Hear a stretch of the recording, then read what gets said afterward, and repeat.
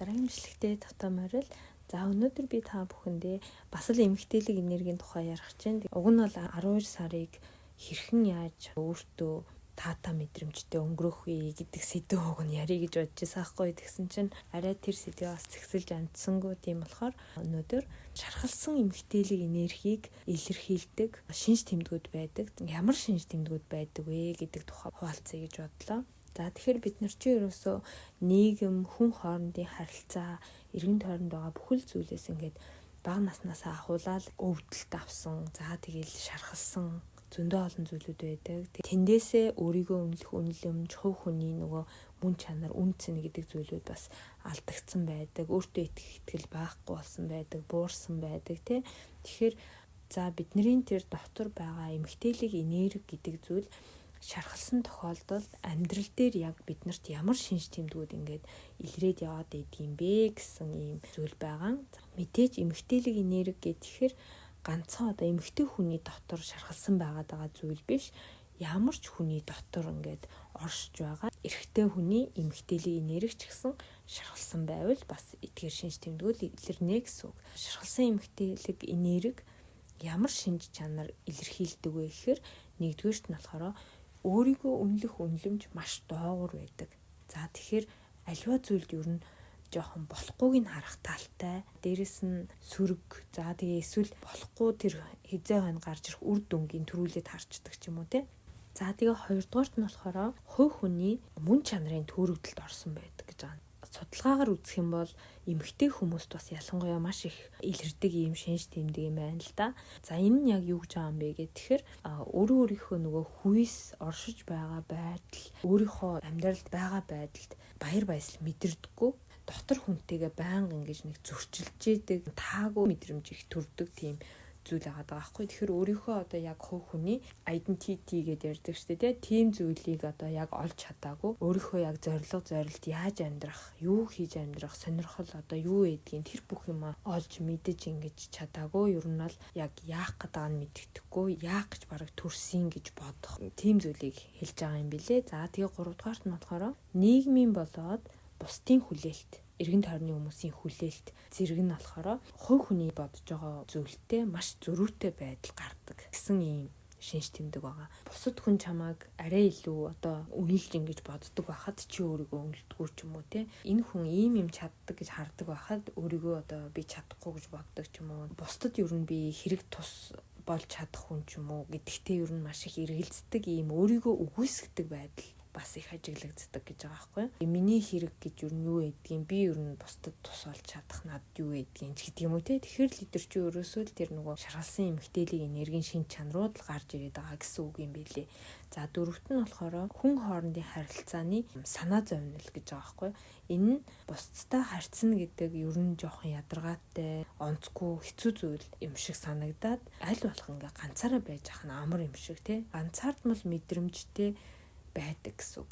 За эдгээр 4 шинж чанар байна л да. Тэгээд та бүхэнд эдгээрээс яг аль нь байгаа вэ гэдгийг өөртөө сонсч үзээд миний одоо энэ дотор нэг жоохон шархалсан зүйл байгаа юм байна гэд ингээ бүгдээрээ мэдчихлээ гэж бодохоор дараад нь яах вэ гэхээр ангаах одоо арга хэмжээ авах хэрэгтэй. Ийм байдлаа үл ойшоогоод болж байгаа ч юм шиг, болохгүй ч байгаа ч юм шиг те ингээд амьдраад байх юм бол нөгөө тэр өвдөлт шархтаагаа л ингээд бид нар өөрийгөө ойлгож мэдрэхгүй амьдралыг тэр бүрнийг гоё жаргалтай гэж бас яг дүгнэхгүй тэгэд дуусчдаг гэж байгаа байхгүй. Тэгэхээр гол нь бид нэр өвдсөн байгаагаа мэдэж ойлгоод тэрийгэ эдгэх гэдэг зүйлд анхаарлаа хандуулах хэрэгтэй. Эдгэж чадахгүй ингээд тэр чигээрээ байлгаад идэгт нь л хамгийн гол асуудал байдаг юм байна л да.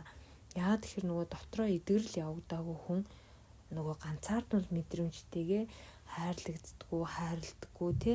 Одоо би хинч биш юм шиг, эсвэл бусдад нэг хэрэг тус болж чадахгүй хүн юм шиг, за эсвэл өөрийг нь хинч гэдэггүй юм шиг тийм янз бүрийн маш олон сөрөг гэхээс илүү нэг тийм жоохон гунигтай ч гэх юм уу нэг тийм онцгүй мэдрэмж маш их байдгаа гэж байгаа. Тэгээд тэдгээр нь ингээл байсаар эдгэж чадахгүй байх юм бол ямар нэг зүйлд маш их хамаардаг, тийм хамаарлын өвчин гэх юм уу одоо нэг үгээр хэлэх юм бол донтолт бий болж ирдэг гэж байгаа байхгүй. Тэгэхээр хамаарл гэхэр ч угаасаа маш олон төрөл байдаг шүү дээ, тий. Архины хамаарл байна, тоглоомын хамаарл байна. За тэгэл хин нэгэн хүнд хамаарл байна гэл ингээд зөндөө олон хамаарлын зүйлүүд байгаа шүү дээ, тий.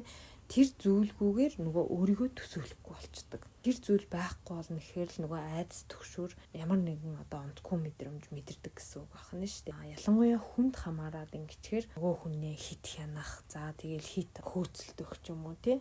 Тэр хүнгүүгээр бол ингээл бүх зүйл утгагүй юм шиг санагддаг гэсэн юм янз бүрийн одоо хамаарлууд байгаа. Тэгээ энэнд хүн гүн гүнзгий хамаарахаараа улам одоо ингээд хэцүү сэтгэл зүйтэй болж ирдэг гэж байгаа байхгүй юу? Яагаад тэгэхээр нөгөө өөрөө өөрийгөө хайрлаж, өөрөө өөрийгөө олоод тий өөрийнхөө сэтгэлийг хүн дүүргэж чадахгүй байгаа болохоор өөр бусад юмар нөхөөд тэндээсээ нөгөө дүүрэн мэдрэмж авах гад улаараад байгаа л гэсэн үг болж таарж байгаа. Тэгэхээр бид нэр өөрсдийгөө олоод за тэгээд өөрийгөө ингээд хайрлаж чадаад ирэхээр өөрөө өөрийгөө дүүргэж чадаад ямар нэгэн зүйлд хит хамаарах гэдэг ийм зүйлүүд ер нь ол их багасчдаг юм байна гэж бодож байна. За тэгэхээр өдөр тутмынхаа амьдралд яаж ер нь өөртөөгөө илүү нүүр тулж яаж хэрхэн өөрийгөө одоо ингээд гоё эдгэж ангааж сурах вэ гэх. Тэгэхээр нэгдүгээрт нь бол өөрийгөө ойлгохын тулд өдрийн тэмдэглэл бичих хэрэгтэй болов уу гэж бодож байна. Энэ бол маш гоё тийм үр дүнтэй арга байсан. Тэгэхээр та бүхэн манаас энийг хэрэглээд үзээрэй. Юу бичих вэ гэхээр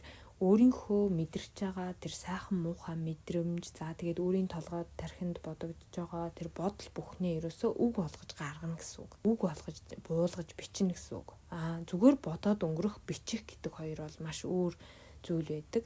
Тэгээ бодлоо үг болгож гаргана гэдэг бол маш чухал санагддаг. Бодоол яваад байвал ерөөсөө нөгөө шийдвэр ч юм уу ямар нэгэн байдлаар арга ч юм уу тийм юм ерөөсөө олдохгүй тэгэл бодсоор л байдаг. Тэгээ нөгөө бодолдоо бүр ингээд төөрөлдөнө гэдэг шүү дээ. Тэрэн шиг юм болдог. Тэгэхээр өөрийнхөө яг яагаад байгаагаа ойлгож чадхаа болчдөг ч гэдэг юм уу те.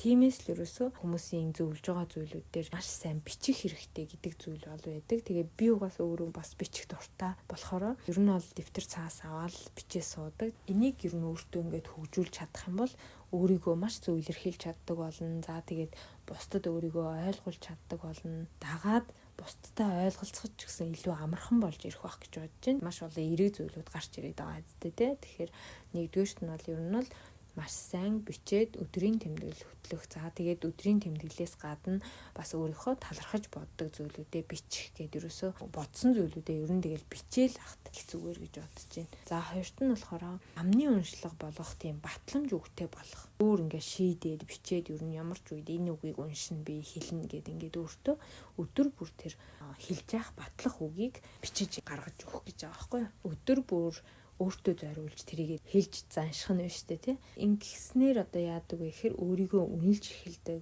Хүний тархинд бол байнга тэр эерэг мэдрэмжийг төрүүлж яадаг. Дагаад сэтгэл санаа хүртэл амар амгалан болж эхэлдэг гэд маш олон бас гоё эерэг үр дүнтэй байгаа.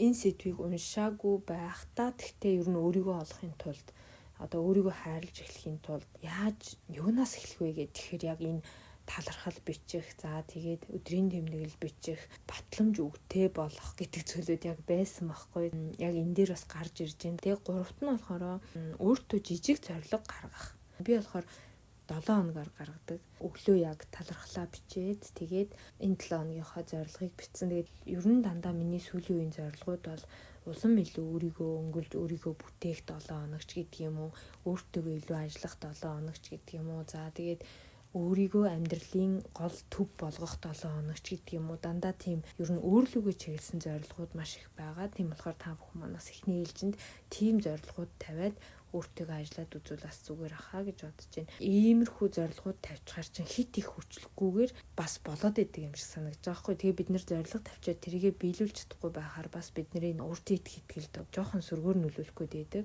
Би чадсангүй штэ гэд ингээд жоохон сэтгэлээр унах гач юм уу эсвэл жоохон урам уурах гач юм байдаг. Тийм болохоор жижигхэн зорилго гаргачаад би энэ улам илүү өөрийгөө бүтээх 7 хоног болгоно гэх юм бол талархлаа бичин, тэдэн минут одоо амьсгалын дасгал хийн ч гэдэг юм уу, тэдэн минут алхах ч гэдэг юм уу, ерөөсөө өөртөөгөө холбоотой маш олон тийм гоё жижиг биелүүлэхэд амархан зорилгууд байгаа шүү дээ. Тэгэхээр тэр олон жижиг зорилгууд биелээд ахаар тэр биелсэн давтамж хүний бас өөртөө итгэлийг маш их нэмэгдүүлж яадаг. Бид нэр өөрийгөө дүүргэж чадж байна гэдэг чинь ямар нэгэн зүйлд хит хамаархаа болчихно гэсэн үг. За тэгэнгүүт бидний эргэн тойрны хүмүүс ч гэсэн гоё санаа амар амгалан өөрсдийнхөө хийх зүйлд цаг заваа зориулна ч гэдэг юм уу. Ер нь бол маш зөв тийм эрүүл харилцааг бий болгоод явдаг юм шиг тийм одоо гоё мэдрэмж төрөөд байгаа. Тэгээд дөрөвт нь болохоор мэдээж өөрийнхөө дуртай зүйлийг хийх гэдэг зүйл байгаа. За энэ дээр бол ерөөсөө хүн өөрийнхөө дуртай ямар ч зүйлийг хийж болно те. Жохон хөгжүүлэх талын өөрийн дуртай зүйл гэж хийвэл бас зүгээр ах гэж бодож байна. Тэгэхээр та бүхэн маань улам илүү өөрийгөө өнгөлж те өөрийгөө бүтээхэд цаг зав зориулж байгаарэ гэж хэлье. За тэгээд дараагийнхаа бичлэгээр дахин уулзцгаая. Баярлалаа.